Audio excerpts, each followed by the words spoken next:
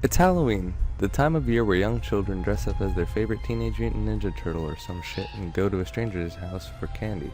But more importantly than that, it's the time of year for spooks. And being as though I've put more than an undesirable amount of time into a horror game, I figured I have the right to give it a solid review, and, oh, what better time?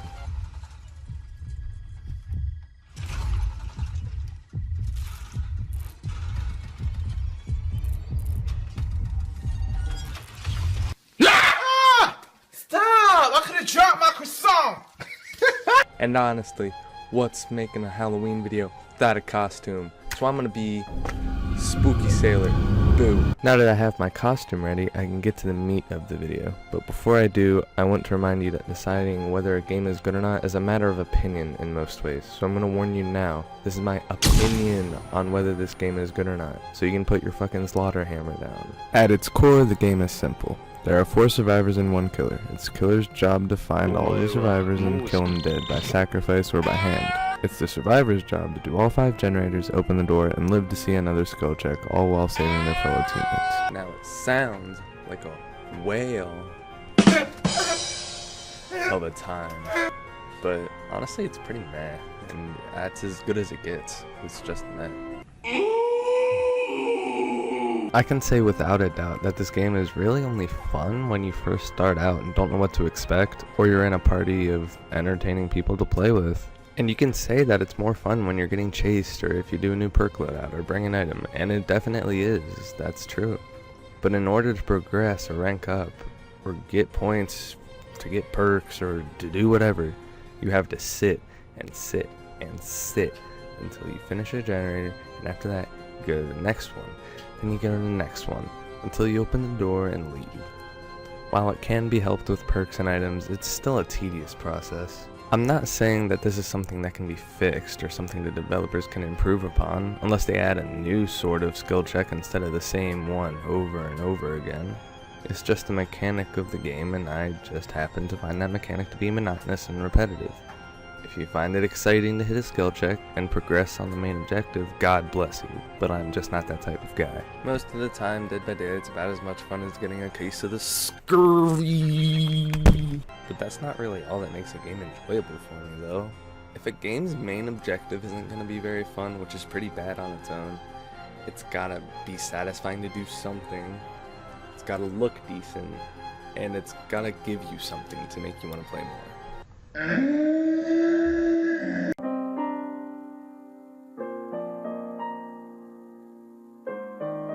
Jesus Christ, it's impossible to find a fucking lobby, dude. There's gotta be more people playing Survivor than this. It's fucking dumb. Then you actually get to play killer, and then it feels like...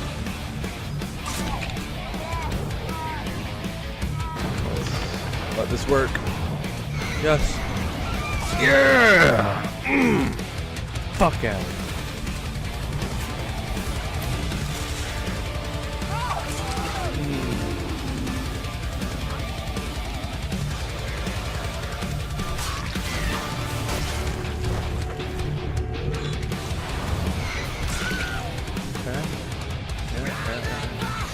Double kill.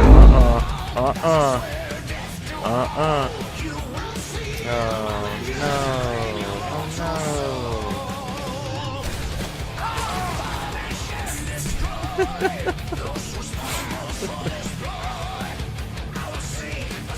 He's trying, my guy.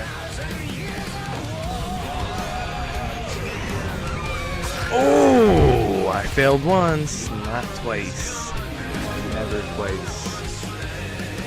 No! No.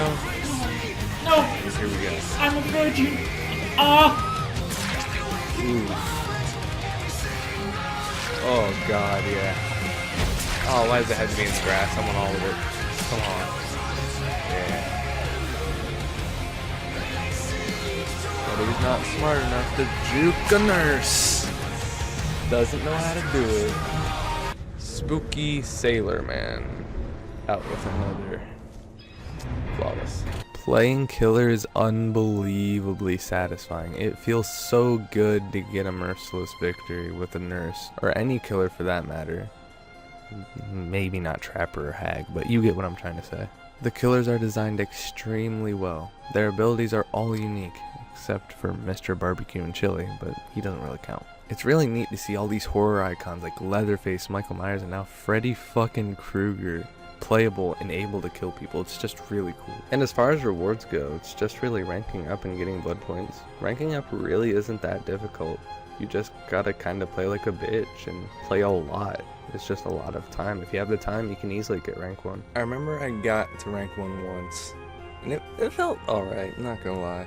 So I got my fucking account taken. Wow, the fuck?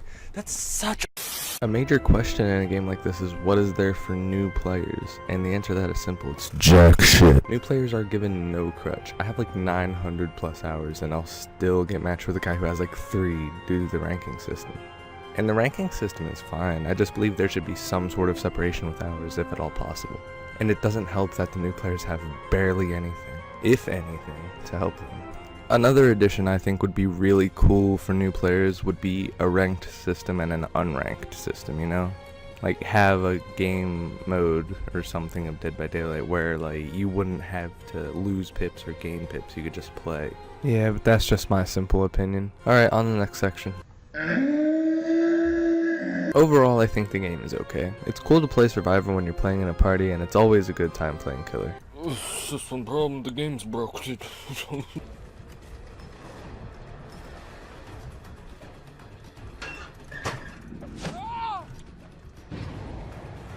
Huh? Now this game used to be a lot worse, but it still has quite a bit of issues. Especially recently, the killers have been buggy due to the addition of Freddy Krueger. They're good bugs for the killer though, and the killers are typically handed the short end of the stick as far as balancing and bug changes go. Oh yeah, Some killers are stupidly powerful while others are left to eat a big steaming pile of fuck you. The Hag. The fucking Hag. Holy shit, here we go boys. She has the ability to place traps and teleport to them when a survivor procs it. Doesn't sound too bad. But the teleport has no, I repeat, no cast time. And you can place fucking 10 of the little shits. Meaning if you have an insane reaction time, you can just swoop in and eat that ass. Literally and figuratively. It's cause she's cannibal. Then there's the Wraith. This poor bastard has just been left on the dirtiest curb you can think of. He can get burned by a flashlight when he is invisible, which in itself isn't bad. Only he doesn't even need to be looking the same direction. Not only that, but you are honestly really noticeable when you're cloaked. Object of Obsession can see him, Premonition spots him out. Hell, just plain, with no aura reading perks or tracking perks, he's noticeable as shit. He's just not a top tier killer. He's fun, he's not top tier, not even mid tier, not even low tier, he's just like sewer tier. He's like on it levels, like lower. Fuck. And now the big question, would I recommend this game? Yeah, I would. It is a stanky pussy swampy ass bitch to first get started. It really wants you to just grind, and in a way it's fun. Ranking up is enjoyable, and while it has a plethora of issues, some that for a long time were and still are borderline unbearable. Fix that hard and decisive strike, please. It's still possible to have a good time and just kind of chill and play video games. And that's my review on Dead by Daylight. I hope you enjoyed watching, and hello? What? Sailor Jim is in trouble?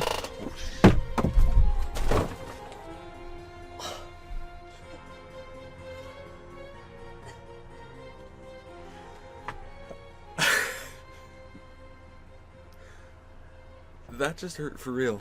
So I'm gonna not do that again.